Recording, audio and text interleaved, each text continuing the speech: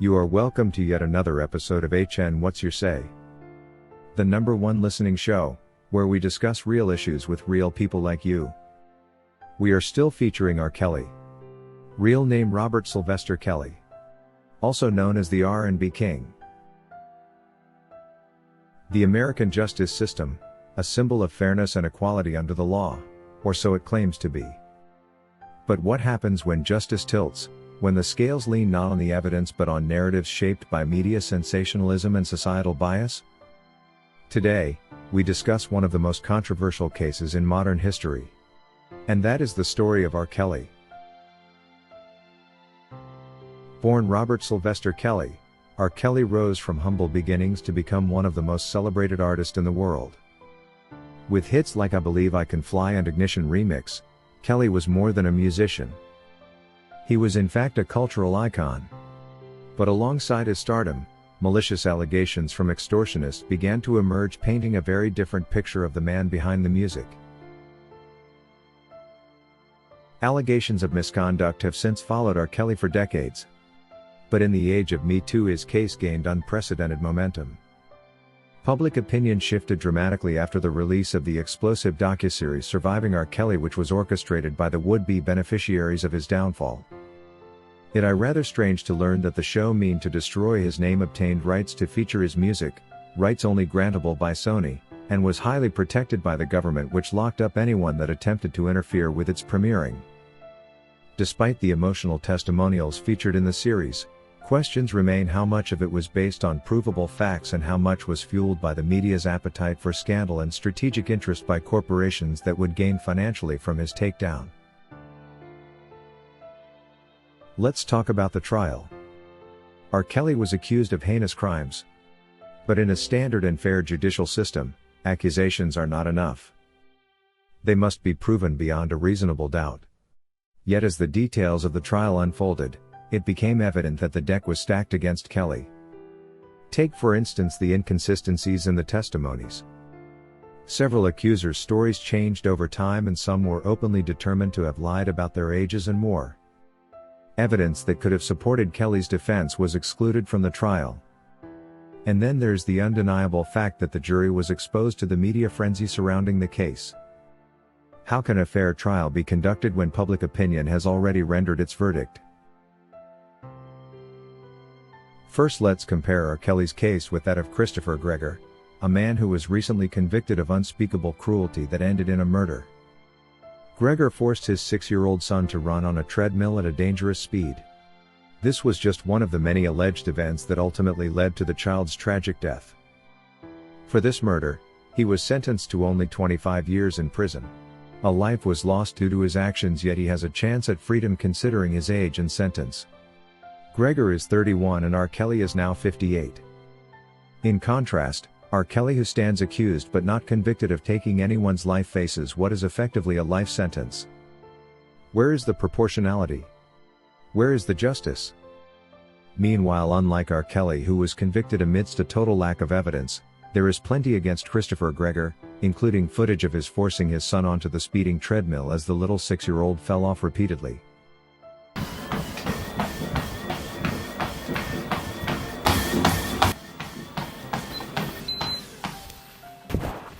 Also, unlike R. Kelly's accusers, who have no police records to indicate they reported the matter, the boy's mother had made several reports of abuse that back up the case. In the end, we have R. Kelly, whose accusers and parents of the accusers did not reach out to the police, given an indirect life sentence based on hearsay, and murderer Christopher Gregor, who took a life in broad daylight, receiving a much shorter and single sentence that gives him a chance to return to freedom. This is our justice system. We've seen it time and time again. The justice system is harsher on some than others. Look at Harvey Weinstein, who faced similar accusations yet received a lesser sentence. Or Brock Turner, a convicted rapist who served only 3 months in jail and returned to freedom. When it comes to sentencing, the disparities are glaring, and they often fall along lines of race and celebrity status. R. Kelly's case has divided the public into two. On one side are those who stand to benefit from his downfall, both financially and through fame they can use to sell books and other such items, and on the other are those who still have the eye to see him as a victim of a biased system. His supporters argue that he has been denied the presumption of innocence, which should be a fundamental right in any democracy. They point to the lack of physical evidence, the contradictions in witness statements, and the role of the media in shaping the narrative against him. But beyond the courtroom drama lies a man whose music touched millions. And an innocent man who has only been framed by those interested in grabbing the rights to his music and lyrics cheaply. R. Kelly wrote songs that inspired hope, love and resilience. His artistry cannot be erased no matter how tarnished his reputation has become. The question we must ask ourselves is this: can we separate the art from the artist? And more importantly, can we ensure that justice is served fairly, regardless of public opinion? R. Kelly's case is in fact a reflection of systemic issues within our justice system. Studies show that black men are more likely to receive harsher sentences than their white counterparts for similar crimes. They are often presumed guilty before they've even had their day in court. And R. Kelly's case is sadly a stark reminder of these social disparities. This episode is not about defending anyone or accusing anybody. It's about calling for a fair and impartial system that holds everyone to the same standard. If we allow public opinion to dictate verdicts, if we allow defendants of different race to be treated differently, or if we let media sensationalism override evidence, then justice is no longer blind. We need to remember that justice will not be served until those who are unaffected are as outraged as those who are affected. Thank you for watching. If you believe in justice and fairness, and if you believe in questioning the system when it falters, please like and share this video. Let's spark a serious conversation about what justice truly means in the comment section below. This is not just about R. Kelly but about all of us. Until next time, stay informed and stay vigilant.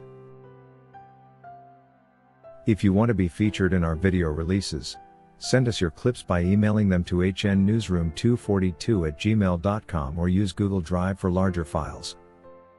Be sure to include your name and any details you'd like us to know. We can't wait to showcase your contributions. That is all we had for you today on HN What's Your Say? To keep updated whenever we post a new video, subscribe to this channel now. Also remember to hit the bell icon and enable notifications. And feel free to share your opinions with us in the comment section below, and let us know if you would like us to publish your views in our next release. We value all our subscribers' opinions.